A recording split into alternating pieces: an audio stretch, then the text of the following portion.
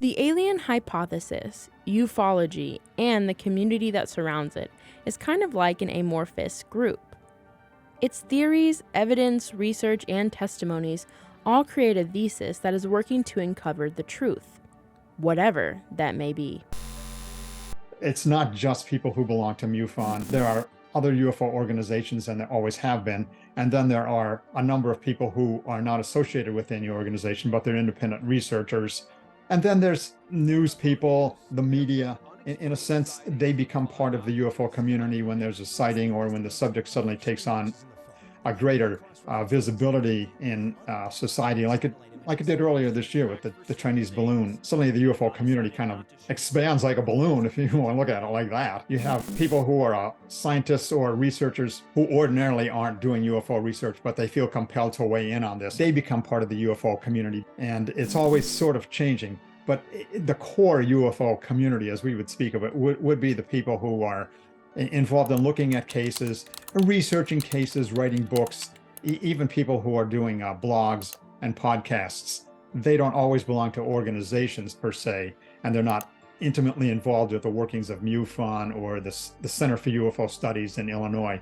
But they too are part of the community. And there's vast amount of disagreement amongst all those various components. A loosely divided family, and most people who are staying with the subject for any amount of time probably do feel there's a legitimate phenomenon here, whatever its origin might be.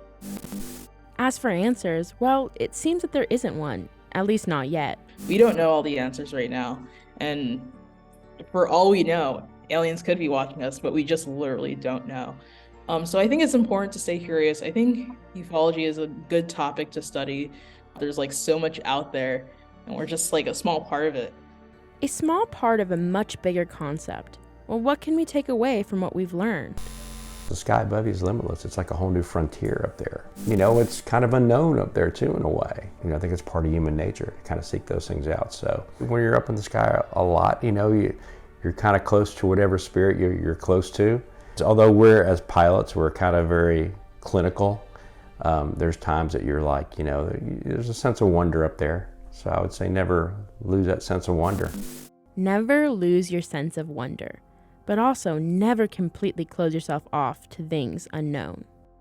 I know it's hard to believe when you've never seen something like that, but I would encourage people to be open-minded, because I think there are enough reports, and I believe the military establishment is now taking it seriously. Let the science guide us as to what this could be. You know, we may all get an opportunity in the next 20 or 30 years to actually go into low Earth orbit to see the Earth from a different perspective. Maybe some people will have an experience that will change their minds about the possibility of life elsewhere.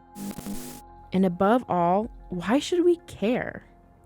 What QFOS has found, and what other UFO groups has found, and basically, if they would admit it, what the military has found, is that only about 5% of anything that gets reported as a UFO is truly unusual or anomalous.